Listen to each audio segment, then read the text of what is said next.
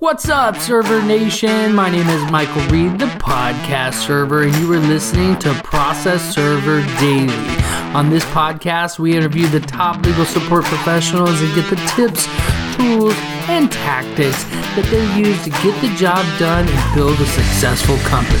I'm a big fan of storytelling, and I'm excited about today's guest. Before we get started, let's give a big shout out to my new sponsor, Serve Manager. They have a special gift for all of my listeners at the end of today's episode.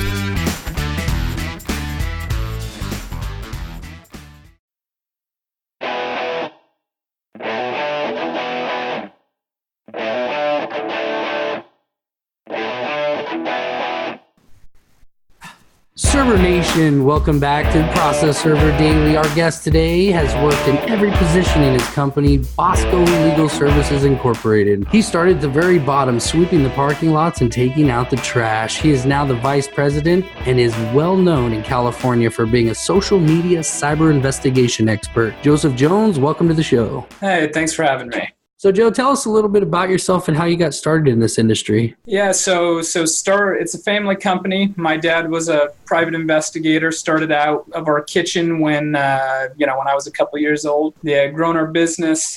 We now have about 50 employees. We've got a couple offices throughout Southern California. And so I, like you said, I literally started at the very bottom when I was a kid, and have, really learned every piece of what we do and been able to develop some pretty cool stuff. That's really cool. So were you one of the kids that went to the courthouse by yourself and filed papers? Oh yeah. Yep, definitely. And when I was in college, I'd be down there at the courthouse doing my homework while I'm waiting to get called at the window. And interestingly enough, I didn't originally plan on sticking with the family company. I was going to become a social worker after I finished college, but some opportunities opened up.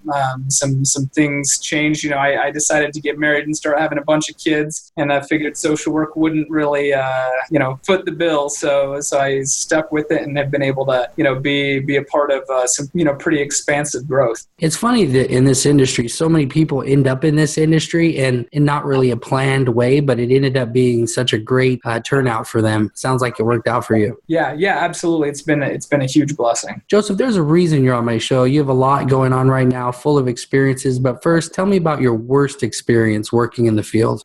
So I'll say this: it's very rare that I go out in the field anymore. Now I do a lot of desktop investigation. I also just kind of do a lot of administration within our company. But when we're talking about, field stuff, one of the, and I never had anything real terrible happen, but I was doing surveillance one day. It was kind of crappy surveillance, like most surveillances are, just sitting in the car for hours on end, waiting for something to happen. Didn't really have any activity. The next morning we had another one of my guys out there that the guy we were conducting surveillance on, came running after him with a machete.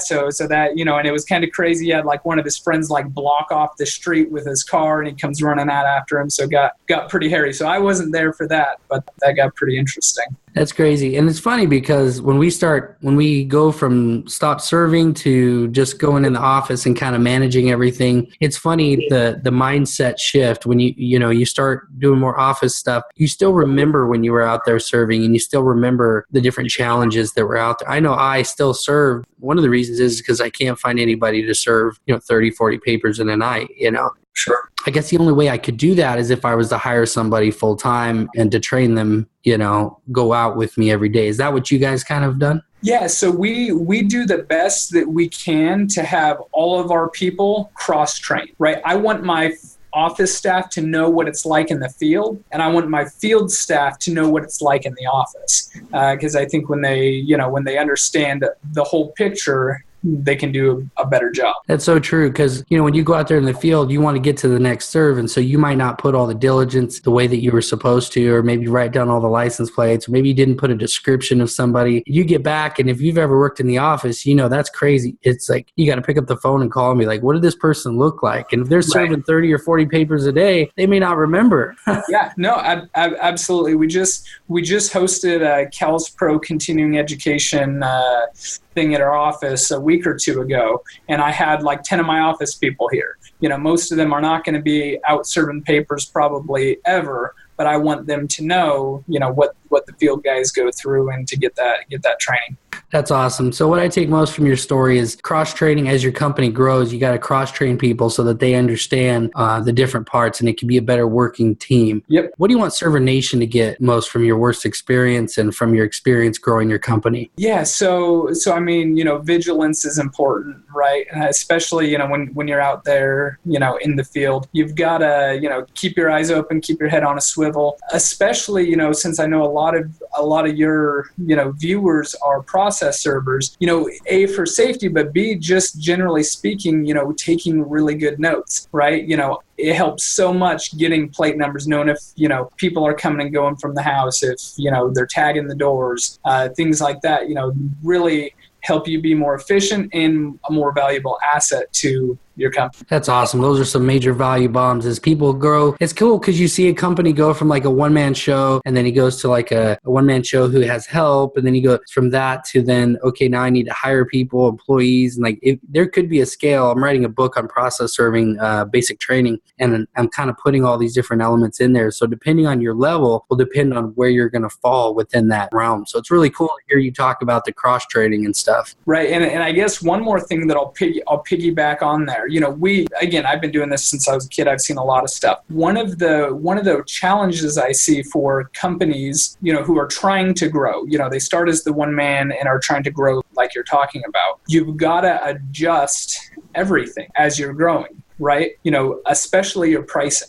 As a one-man show, you probably can charge less than the bigger guys and still make as much money. But as you're growing, your overhead grows, right? And so if you're not increasing your rates, certainly you're adding more value to your clients. You can justify higher rates, but if you try and keep those low rates, you're going to be working a lot more and you're going to be making less money. That's true. I didn't know how, when I first started, I was getting like $25 a serve, and I didn't know how anybody could do it. And I was getting it from an affiliate, and I wanted to raise my prices on her, and she goes, I don't go serving. Like, I just give all my serves away. And so I need half. And I was like, but she's not really doing any of the work. And then once I started my own business, doing my own marketing, I was like, wow, I got to pay phones. I got to pay for rent, PG&E, someone to answer the phones if I'm not going to be doing it. Yeah, it's crazy. You get a lot. You get a lot of bills, a lot of expenses. So that's awesome, Joseph. So tell me about your greatest experience working in the field. So I'm gonna share with you an experience that it actually wasn't in the field. I mean, I've had some good ones. There's always fun stories, but it's actually a cyber investigation that I worked. So it was a fraud case, and there were several levels to the fraud that we were looking at. Essentially, the case was it was back east, and it's all like public record now, so I can talk about it. We had there was a building that was insured as a family style restaurant. The building burned down. A couple $2 million loss for the insurance company. So the insurance company, they thought something smelled funny about, the claim in general. So they brought us on to look at several different things. First was going to be, hey, like, was this arson initiated by, a competitor? Was it initiated by the owner of the building? How did it come about? And then B, was the facility actually a restaurant? Because, when they went and did the inspection after it had burnt down, there were several things that made them think, hey, maybe this wasn't a restaurant. So we did our investigation. We were able to come up with a significant amount of evidence indicating that it was one of the owners of the company that had started the fire. We weren't able to prove that because that end really fell on the local fire marshal and sheriff's department, because they're the ones who have access to the facilities to do all that kind of stuff. But we found a lot of evidence to support that. But what was really interesting is we found that this restaurant wasn't actually a restaurant. It was a strip club, which when you're talking about insurance coverage, they're two entirely different risks, right? One, our insurance company, they don't insure strip clubs because they're way too big of a risk, right? A lot of stabbings, a lot of shootings, a lot of competitors trying to burn their place down. So we were able to, via social media, even though a lot of accounts, they had deleted most of their, accounts, we were able to establish through patrons to the establishment that it was in fact a strip club. And we found lots of good stuff, and it was really interesting. But the one piece of evidence that just blew everybody away, and it's the kind of thing you blow up and put in front of a jury if they have the stomach to handle it. We found a photo that a patron had taken inside the establishment of a stripper on a stripper pole with a flamethrower, blowing flames out all over the place. And that's the kind of evidence that it's like, a lot of this stuff we find, we can't write this stuff. It's just too good most of the time, kind of unbelievable unless you're looking at it. Wow, that is so cool. And so just so Server Nation knows, you're saying that you work for an insurance company where they paid you to do an investigation and try to figure out if there was any fraud going on, and this is the kind of stuff that you were uncovering. Yep. Wow, that is crazy. So those a flamethrower. Yep. I doubt they were coded for that. Yeah, no, they weren't. And part of our investigation too found that the city had been trying to shut them down for like 6 months, and that's one of the reasons the fire happened shortly after they had been shut down. So they're trying to get the insurance money because the city's getting so much pushback that they're not able to operate. So they figured, hey, why don't we torch our place and get a little insurance money out of it. That is an awesome experience. It was a fun one. I remember, man, when I shot that over to the client, I'm like, you are never going to believe what we just found. That is awesome. So, Joseph, tell me, what are you working on right now that has you most fired up, most excited? So, all right. So we'll, we do social media investigations, and we do them in a way that's very, very unique. We're not just looking for their public profile. We're not just looking for, sending, links or a quick report over to a client so they can, review somebody's social media. We're going through and we are finding, the individual, their friends, their families. We're legally finding ways to penetrate privacy settings to find hidden content and using that as primary evidence in cases. Whereas everybody's using social media to assist their investigations now. If you're not, you're living 20 years ago. But we're really doing this thorough dive and then forensically preserving it and using it for the attorneys to use in their case in chief as they're prosecuting their cases, and it's been game changer over the last 5 years. We've had like 700% growth within our investigations division, and it's done phenomenal things for our company. I got to tell you, that's something definitely worth being excited about. Yeah, and and the next thing that we're looking at, and we've already started, and it's come by way of requests from clients, is we're getting also into jury consulting and using social media to help the attorneys pick the jurors that they want, keep track of them during trial, and some other jury consulting type stuff, which that's also really cutting edge. It's really exciting. So let me see if I understand this. So back in the day, attorneys would just be able to interview them and decide, okay, we want you, we don't want you, we want you, we don't. So you're saying that you will say, okay, you get the list of jurors, and then you'll go investigate each of them so that on social media, and then you'll also monitor them going forward so if they're talking about the case online. Right, sure. And, yes. So, and that's still the main way that it's done, right? It's called voir dire. You've got, a couple hours where you've got the attorneys are interviewing all the prospective jurors to pick which one they want. And there's certain questions that they'll ask them that, jurors may or may not be truthful with their answers. And there's certain questions that the attorneys can't ask or don't have the time to ask because it's a condensed time frame. But there's certain things like we're working on one right now. Trial starts on Thursday, where you've got our client is a defendant. There's also another public agency that's a defendant. And so we're interested in finding out if the prospective jurors, how they feel about the government. Right? Since the government is involved in this case, we're interested to know, hey, are they pro-government? Are they anti-government? Because that's going to affect how they view the case, right? Because they're going to be really interested to, are they going to try and stick it to, Big Brother? right, award some huge verdict because they've got a bone to pick with. Like a libertarian or somebody. Yeah. Okay. Yeah. And so we're able to look at all those things. That's really cool. And so this next part here is an addition to the show. It's called the Server Nation Questionnaire. So for those of you that don't know, you could go on my website, processserverdaily.com/podcast, and you can ask a question of my guest, and we can play your video clip right here in this episode so that my guest can answer it for you. Today's question, Joseph, is what makes your company different from the others in your area? So it almost depends on what aspect of our business you're looking at. Specifically social media investigations, the difference between us and the next guy is really significant because of the level of depth that we're doing our investigation. There is, we're doing nationwide, but let's just stick with California since that's a lot of, companies that watch your stuff. There's probably 3, maybe 5 companies in California and in individuals who do the type of investigation that we do at the level we do it. So the level of expertise as far as, social media investigations goes, that's one of the things that really separates us. When we're talking about process serving, I think one of the things that makes us different is the approach that we've been taking to the process serving end of our business. For years, we were going for, volume, trying to get as much work as we can, trying to be as busy as we can. Over the last several years, we've really changed that model because it's not successful, right? I mean, you can get a lot of work, but that doesn't mean you're being profitable. So we've really started cutting out a lot of clients, ones who were paying their bills even because, we established, hey, here's how much money we need to make. Here's the type of company that we want to be. Here's the type of employees we have. Here's the type of clients we want to have.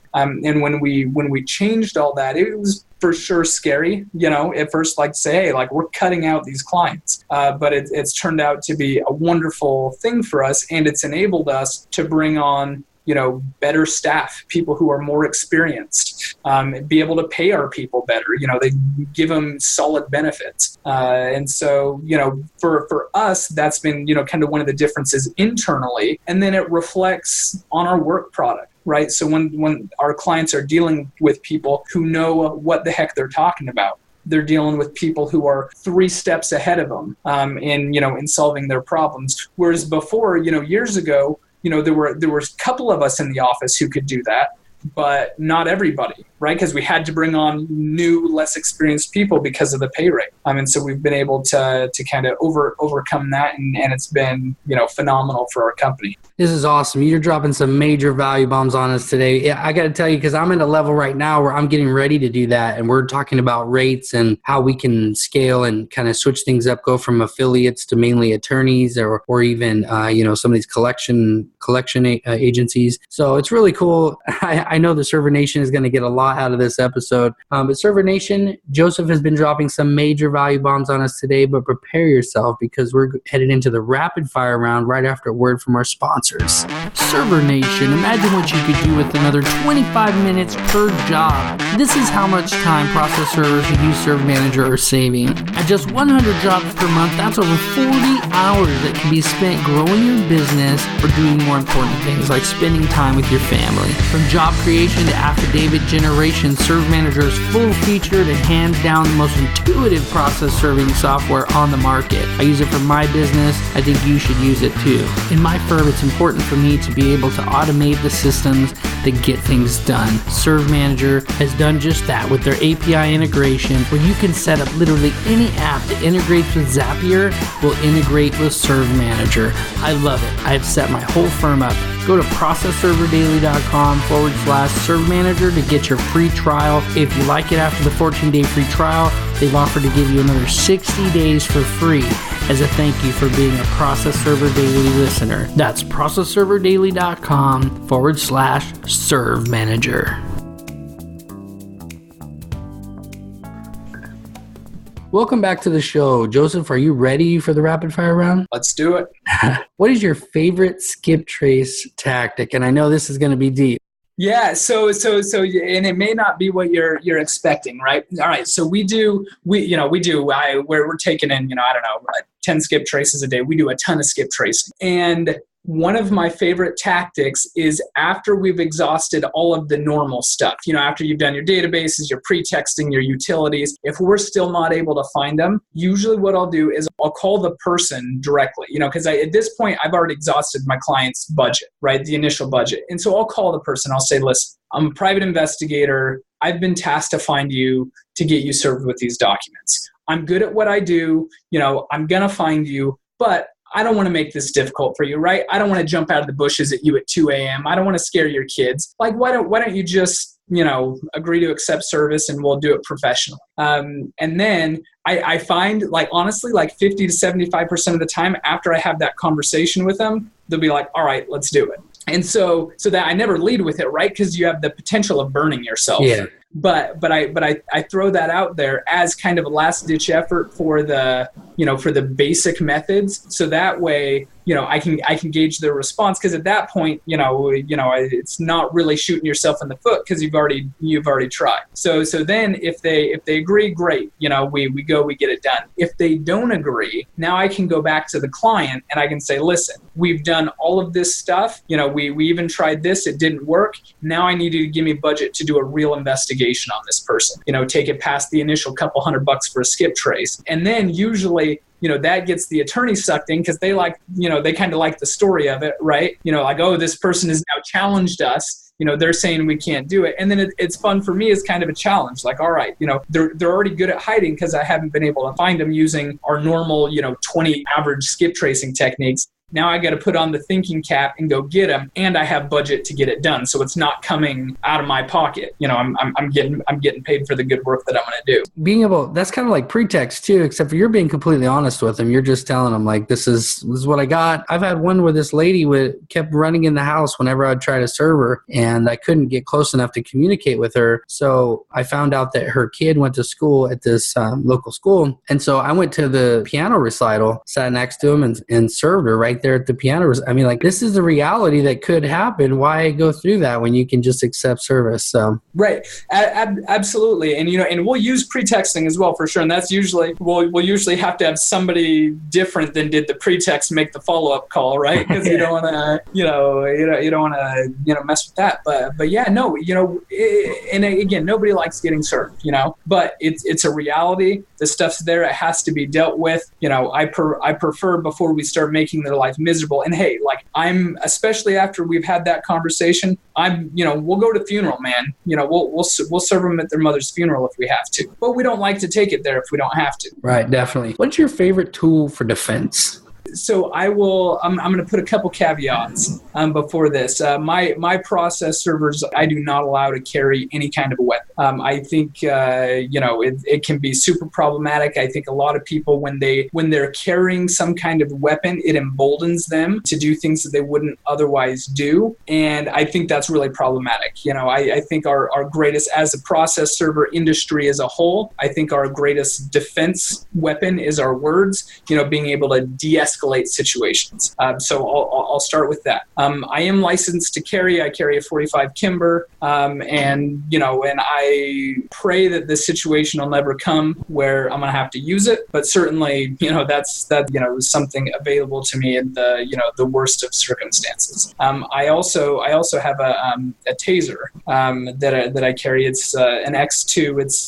It's pretty fun, and I've never had to use it on somebody who wasn't willing, but I did have in my family we have 6 kids, and then my baby sister a couple years ago decided she was going to bring her boyfriend home to meet the family. They were talking about getting married. Long story short, he met the business end of my taser, and I found out it does work quite well, and it turns out he's a really good guy. He actually works for us now. He does some marketing for us, but yeah, that's kind of my thoughts on it. But truly though, especially in the process serving situation, it's very, very rare. 1 out of a million times that you're going to need some kind of defense other than your words. I found, de-escalation is always the best way to go. That's good. That's good stuff. I agree wholeheartedly about that. What is the greatest advice you've ever received? Yeah, that's a tough one. I've been blessed to grow up in the company with my dad and my oldest brother, who I received a lot of training, from them, both, kind of in conversations and just in watching them. But I would say, so it's probably never said to me, but it's one of the things that I've observed and we've developed as a company over the last, 10 years is know your value, right? If you undervalue what you're doing, everybody else around you is going to undervalue you as well. When people come to me, they come to me because they know that I'm going to be able to help them with their situation, and they're willing to pay good money for that help. If I'm trying to beat the next guy's price by, $5, $20, $100, that's going to devalue what I do, because my value goes much further beyond the money that I'm getting paid. And that's, I think, one of the major challenges I've seen within the process serving industry is so many people become price centered. They think, hey, I've got to be, cheaper than the next guy. Hey man, this isn't retail, right? This isn't, Walmart where everybody's going to try and save, $2. And certainly there's law firms out there that are like that, but as more people move away from that model, the industry is going to grow as a whole. Well, I'm glad you brought that up. I always beat a dead horse about brand versus commodity. And if all you're doing is thinking about Steve Jobs, I think it was Steve Jobs was talking about Nike. Do you want to be the Nike where you're honoring great athletes and people look up to you, or do you want to be the guy that says, hey, we're the cheapest price and we can get it done the fastest? So I'm really glad you brought that up. We can become a commodity very easily if we're not careful. Right. So you got to step out, and I have no doubt that your company has stepped out in that way with the social media, with the investigation, with some of the stuff that Trent was telling me about what you're doing with Serve Manager and stuff, and we'll get into that. But what I take from that is, like you said, know your value. That's where it starts. It's the foundation. Build a brand and work up from there. Good stuff. Yep. Joseph, what would you do if you woke up tomorrow with all the same skills and knowledge, but you didn't know anybody and only had $100, a smartphone, and a car? What would you do to regrow your business? We're very growth-minded as a company. We're doing a lot of growing. So I think about these things pretty often. All right, what would I do if I, went to a different state, and decided to grow? There's some other places, that might be kind of fun to live. It's really about networking, right? I would go and I would find a law firm who would have need of what I can do, and I just say, hey, this is an interesting tie-in and might seem to conflict with what I previously said, but I'd try and get in the door. If they wouldn't let me in the door, if they didn't have any cases, they had too many concerns, I'd say, hey, let me do a case for you for free. I'm so confident that what I'm going to bring to the table is better than what you're doing right now, that I'll invest, 20 hours a week of my time to help show you how valuable it can be. I do the case, they'd be amazed, and then I come on and do all their paying stuff at good rates. That's awesome. Those are value bombs. So what would you do in detail? So you're saying you would go into the office and you just drive in there, and how many offices would you hit? How would you do it? Yeah. So I mean, I think, so what I do, so for example, let's say we got a big law firm that I'm going to get my foot in the door. I'd go in, I'd find a way to talk with whoever the partner is, right? Whoever the decision maker is. If I can't get them right then when I walk in, I'm going to follow up by email. I'm going to follow them on LinkedIn. I'm going to figure out where they go to church. I'm going to show up and sit in the pew next to them. I'm going to figure out who the decision maker is and what I can do to establish a relationship with them. And then I'm going to pitch to them, hey, here's what I can do. Social media, here's how it's going to affect your case. Here's how it's going to help you. Oftentimes I find with my level of expertise, once I have that conversation with them, they're like, hey, it's worth giving a try. If they're not, then that's when I'm going to say, hey, your client doesn't want to invest the money. I'm going to do your first case for you, no charge, just so you can see how stinking valuable this is to you. Boom! That is amazing. That is awesome stuff. So, I mean, when you were saying about sitting next to him in church, I couldn't help but think like, listen, if I can find where you go to church, I can find where the guy that's frauding you is going to church. Yeah. Yep. And it's interesting. And I've done a little bit of that before. And I'll tell you, it's a fine line to walk, right? You don't want your clients to be too creeped out. with what you're doing. But there's there's certainly an element of being able to, the proof is in the pudding, as they say. And if you can show them that you've got the knowledge, you've got the expertise, and you're ready to make it happen, they're going to jump on board. That's good stuff, Joseph. You have really been rocking it here today. So what is your parting piece of advice for Server Nation? So there's a couple pieces. So first, again, is know your value. I can't rely on that too much, because we see often, and we don't really consider them competitors because they're working with a different client base. But we see these people who they just, there was a company local to us that they just went out of business. We ended up hiring on most of their staff to help us. But they were a company that they went out of business because they didn't know their value, right? And they, so they were charging way less than they should have been for so many years. It just varied. The other piece is, they weren't elevating the profession because everything was so low. They couldn't afford to give, a good level of service. So, that breaks my heart when I see it, right? Because, hey, there's enough work for everybody, but there's no reason to put in the kind of work that you do and deal with the kind of stress you do and have a hard time, paying your bills, right? There's, we're working on cases where we're bringing immense value to, the people with a lot of money. And if you can bring that value, they're happy to pay